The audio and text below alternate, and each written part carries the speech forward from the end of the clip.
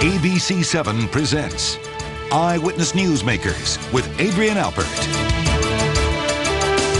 Today on Eyewitness Newsmakers, the holiday season and the homeless. In Los Angeles, nearly 50,000 men, women, and children will spend the season on the streets, in their cars, or in shelters, which is why this is called the nation's homeless capital. We will talk to the director of Covenant House, a youth shelter that not only provides a safe place for teenagers on the streets, it sends out vans to find them and convince them to come in. They treat me really well, and they feed me, and I have an opportunity to do something better with my life. And from LA's oldest and the nation's largest rescue mission of its kind, Reverend Andy Bales, chief of the Union Rescue Mission, on their struggles in this economy. We've had a 45% increase in the number of people we're serving in the last 2 years, and our giving is down 21%. But first, is there a permanent solution to get the homeless off the streets? A new plan says there is. Home for Good says it can house the chronically homeless in 5 years. We'll talk to the authors, along with City Councilwoman Jan Perry, who is on the homeless front lines, not only on Skid Row, but throughout L.A. You're watching Eyewitness Newsmakers. We are back now with our next guest. Returning to this program, Reverend Andy Bales of the Union Rescue Mission. Welcome back. Thank you, Adrian. And George Lozano from Covenant House for Teens. Thank you for joining us today.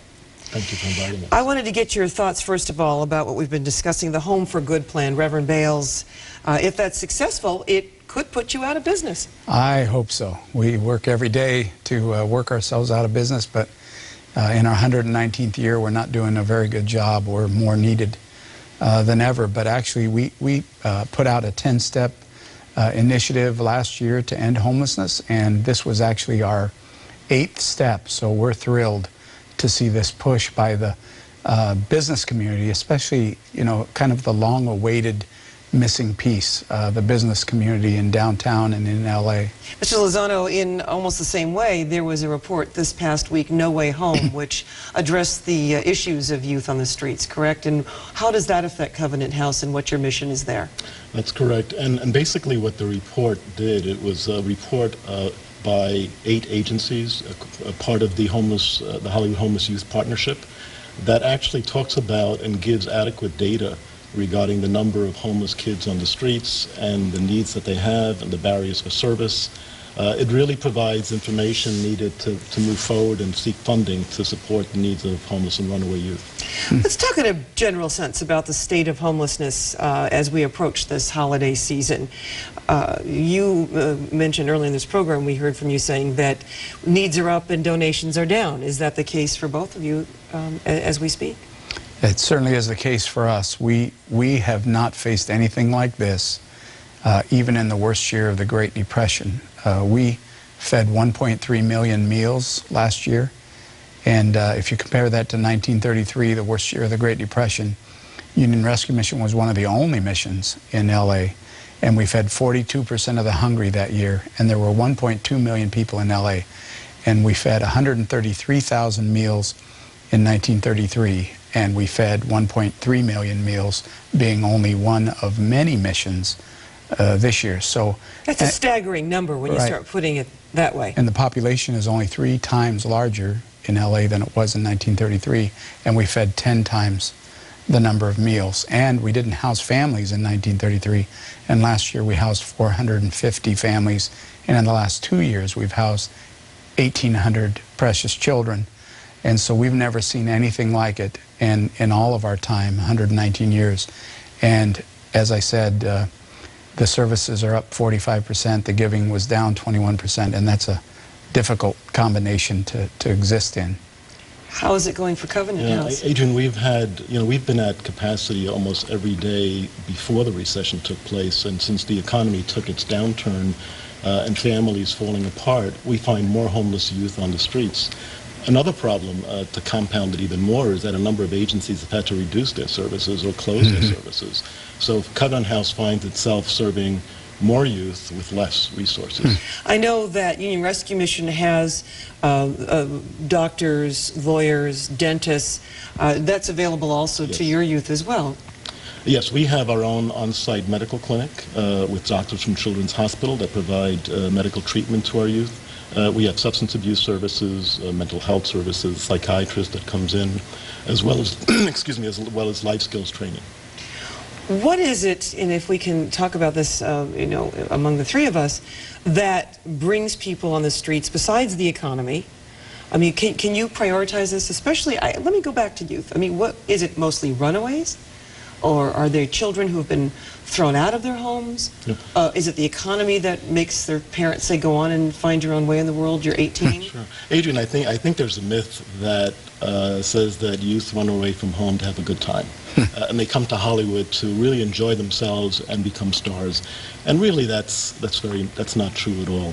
Most of the youth that we serve have come from very abusive families where there's been physical abuse, sexual abuse, emotional neglect.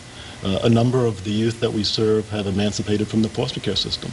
50% of the youth we serve, and we average about 104 youth every night, have been in the foster care system and soon after emancipation become homeless. And do they become then a client of Union Rescue Mission? They can, and you know, studies show that chronic, homeless, struggling youth, if not intervened in their life, they become the chronic homeless adults of the future that the new study is focusing on. And boy, if we can keep them from suffering from long-term devastation of homelessness, that would be the best bet. When we talk about permanent housing, though, and getting back to Union Rescue Mission, not only on site on San Pedro Street, there's also another facility as well, and that's expanding for families? Yes, Hope Gardens Family Center, which is transitional housing, very supportive transitional housing for single moms and kids, really a ladder out of not only homelessness, but a ladder out of poverty. We're moving ahead by faith, and this week moving 14 more moms and 30 children from Union Rescue Mission out to Hope Gardens. And then we finally received the funding to renovate the final building, and so hopefully in March, if we can raise the operating money, we'll be able to move another 12 to 14 more moms, which means about double the kids, and we'll finally be at full capacity at Hope Gardens. I get the impression, though, unfortunately, you won't have any trouble filling the beds that they vacate at downtown. No, we have 45 families, just single moms with kids, waiting in the wings, and an ever pressing tsunami of families pouring in the door. But we're making every effort we can to actually move every mom and every child away from Skid Row and out to either Hope Gardens, a new county-funded place at Alsace and Orange in West Adams, and a new place that will be opening up through the county's help at 83rd and Broadway. Reverend Bales, Mr. Lozano, and I want to get back to you about housing for the youth that you serve right after we talk about some few business items, more questions for our guests, and how you can help the Union Rescue Mission and Covenant House for Teens, and more next on Eyewitness Newsmakers. You're watching Eyewitness Newsmakers. We return now with more questions for our guests. I wanted to ask you, Mr. Lozano, of youth who emancipate from foster care, half, it said, are homeless within 6 months. There are estimates that about 50 to 55% become homeless within 6 to 12 months. It's a very serious issue, but many of the youth who emancipate are really prepared for self-sufficiency and independent living. And I imagine that Covenant House, though, does try to give them the life skills and also, of course, encourage the education and a job that they need to try to survive. Well, typically the youth that Covenant House serves, we find them living on the streets. It's our vans that go up and down the streets every night and find these kids who are homeless. So these are youth who have already emancipated, who've tried to make it on their own but ended up homeless on the street. So we bring them in and we try to literally rehabilitate them and lead them in the right direction. How hard is it to reach out to them, to get them to come into those vans? It's tough. It's tough. We go out every single night, 7 days a week, and some of the youth are very open to us, and they want something to eat. We give out food and clothing when necessary. We try to engage them. At times, at first, they don't want anything but the food and something to drink. Other times, or slowly, they'll engage in conversation, and then they'll come into the shelter. We grow so short on time. Reverend Bales, let me ask you, as we face Thanksgiving and a time of giving and a time of giving thanks, and then the Christmas holiday, what is it that Union Rescue Mission is most looking for from our viewers and those who might want to help? Well, if you can believe this, we've had 4 donated turkeys so far, when normally we get hundreds. and we're feeding thousands of meals. In fact, we feed between 3,300 and 5,000 meals a day, and so this Thanksgiving's a little concerning.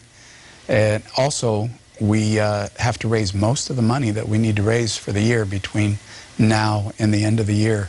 And we just won an award for raising a lot of money last June, but we have to do even a better job by the end of the year in order to continue operating Union Rescue Mission and Hope Gardens. So we need to take in the bulk of cash donations between now and the end of the year. And Mr. Lozano, for you, for Covenant House, what can people do? Well, the economy has hurt everyone, obviously, and during this Thanksgiving season, the donations have been less in terms of food or clothing or even financial support of Covenant House. So what we're hoping for is that, like Reverend Bales was saying, that between now and the end of the year, that people will go that extra way to really help us and provide support through donations or volunteering, if possible. All right, so much is needed. Gentlemen, thank you so much for joining us, and we hope that people come through for you. Mr. Lozano, thank you. Reverend Bales, thank you. We'll tell you how you can help these organizations when Eyewitness Newsmakers continues. You're watching Eyewitness Newsmakers. You can find more information about organizations helping the homeless by logging on to our website, abc7.com. There are links to Covenant House, to the Union Rescue Mission, where you can learn how you can get involved. And we'll have a link to the Business Leaders Report on ending chronic homelessness, that report called Home for Good. And coming up next Sunday on Newsmakers, bullying in schools and teen suicide. We'll talk to kids and to experts and a popular star who's speaking out. For all of us at Eyewitness News, I'm Adrienne Alpert. Thanks for watching.